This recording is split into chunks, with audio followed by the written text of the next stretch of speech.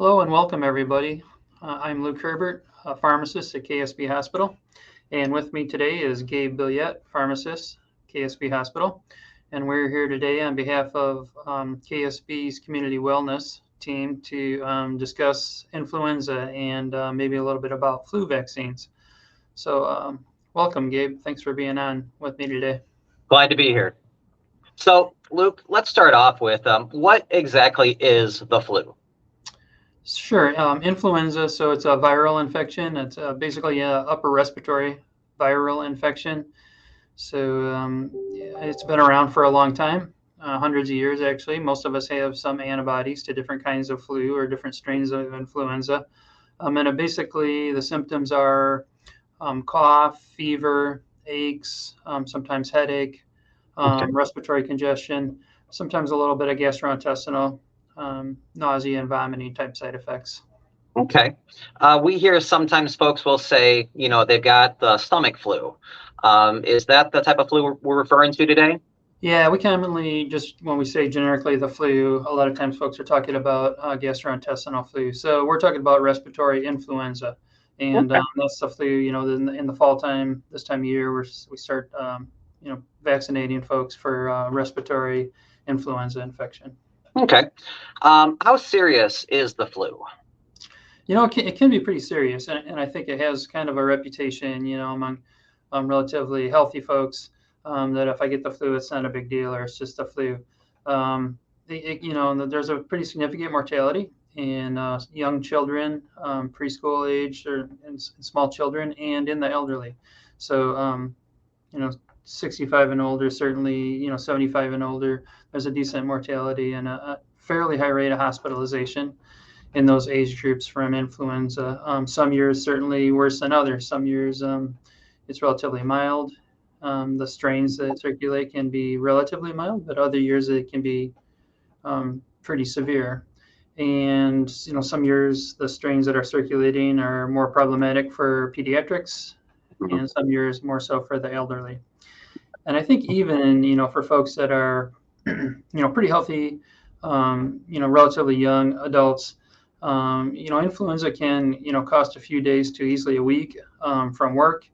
And oftentimes, or too often, I guess, folks, it takes them a couple of weeks to really fully recover, where they can exercise or work or do the things that they were doing prior to having an influenza infection. Okay. What should folks know about how the flu is spread? Yeah, mostly talking, coughing, probably most commonly.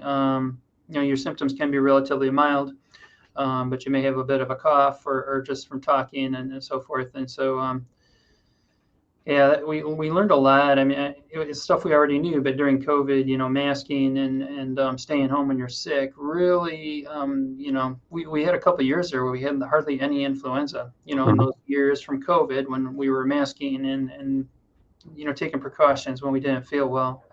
So hopefully a big takeaway from that will be to, stay home when you're not well. If you have a fever, if you're achy, you can get tested for influenza. And if that's positive, we certainly don't want to share it with other folks and spread it, and potentially share it with somebody who's more vulnerable. Okay.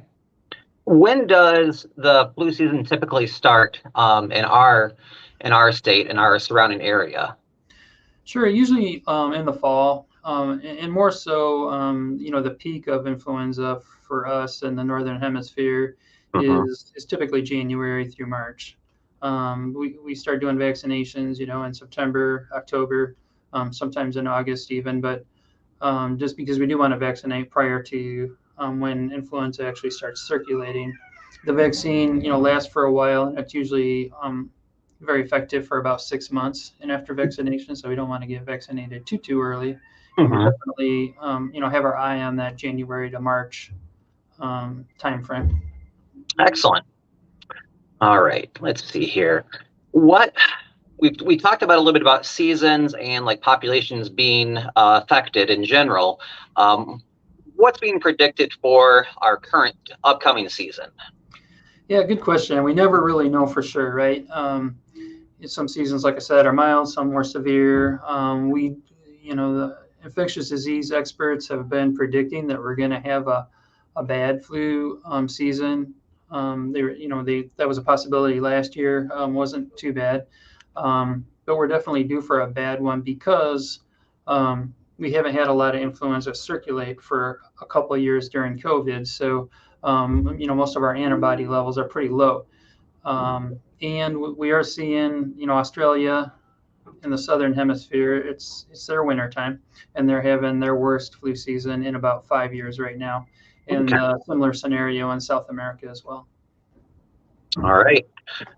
How we touched briefly upon how to avoid getting influenza and things that have kind of reduced the outbreak within our communities probably over the last few years, the masking and the staying home.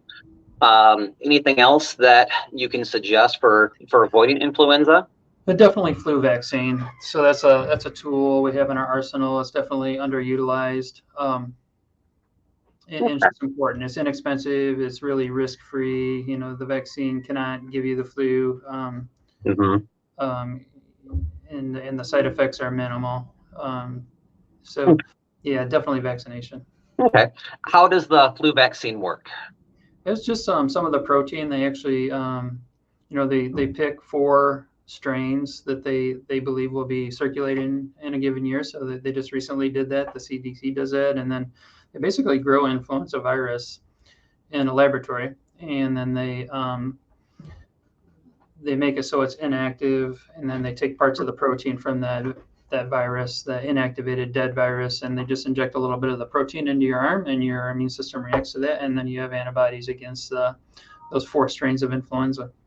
Excellent. So what you're saying is basically they're using a small protein to help the body recognize it, but they can't, get the flu from the vaccine itself. Correct. Yeah, you absolutely can't get influenza from the vaccines.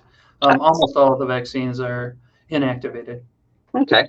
Who are they recommending to get vaccinated? Everybody's 6 months of age and older, and everybody really should get vaccinated. So it's available for all age groups. It's 6 months and older, and it definitely, if you have any folks in your community or around you in your circle who are more vulnerable, elderly folks, very young people, just so you don't share influenza if you happen to get it at work or when you're out. You don't want to share it with those people. And the more people that get vaccinated is a way for us to keep influenza from circulating in our communities. Okay. When would you suggest that people in the community do get their flu shot? October is probably ideal. Really whenever it's available to you. So if you're somebody that doesn't go to the doctor, your primary care provider too often, or the pharmacy even, and you happen to be there, and there's flu vaccine available anytime from now going forward. But October is probably the sweet spot. Mm-hmm. I know, some years there's a little bit more anxiety about influenza vaccine, and everybody wants to run out and get it early, but you can potentially get vaccinated a little bit too early and have that vaccine start wearing off. And then if we have a lot of influenza circulating in March and April, your vaccine may be actually less effective if you got vaccinated earlier than October. Excellent. Or September. Okay. Now, are they making any suggestions, currently for what vaccine you should get? Yeah, generally not. I mean, for most folks, just any available marketed vaccine in the U.S. is fine. They all work about the same. The one caveat to that, the CDC has made a recommendation to give preference for folks 65 years of age and older for high dose flu vaccine or one of the other adjuvanted vaccines. So the high dose just has more protein in it. It's just exactly what it sounds like, a higher dose of the virus protein. Give your body a little bit more chance to have a greater reaction and more antibodies. We know that folks, 70, 75 years of age and older, their immune systems aren't as robust as they were when we were younger. Just like often our kidney function and our liver function tends to decline a little bit with age, so does our immune system. So sometimes folks in their 80s and so forth don't respond as well or as effectively to vaccines. So the high dose is an option for those age groups. Okay. Now, you said they're recommending 65 and older.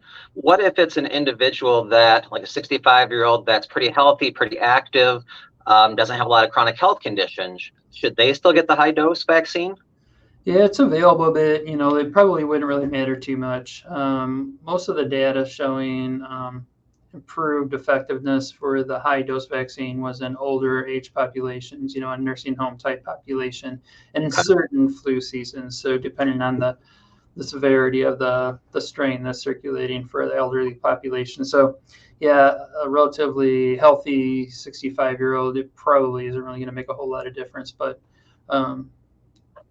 folks that are 75 and older maybe have other disease states and issues, or certainly respiratory issues, and may want to consider a high dose vaccine for sure.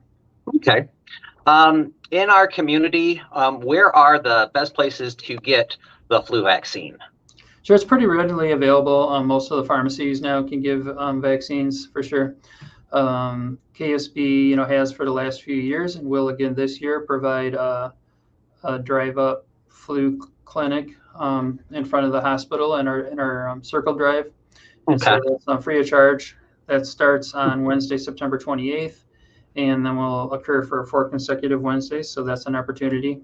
That'll be the standard dose, regular flu shot. So if somebody is a candidate for and wants to get a high dose vaccine, you'd want to make an appointment with your primary care provider, or potentially you could get that vaccine as well at one of the area pharmacies. Excellent. And I'm assuming the drive-through information will be on the KSB website and Facebook then? Yeah, very good point. Yeah, look at the KSB's Facebook page or the KSB Hospital website for sure. Excellent. So why don't we just summarize real quick? So what I'm getting from our talk here is that basically everyone should get the flu shot. You can't get the flu from it, and it's really beneficial and one of our best tools at preventing the flu over these coming winter months. Yeah, absolutely. And like I said, even a relatively young, healthy person, it may cost you a few days of work. It may, you may wind up getting influenza when you want to be at a, important event or, wedding in your family or something like that. And yeah, for sure. It's a very well covered and probably underutilized opportunity to just avoid the flu and not spread it around. Excellent.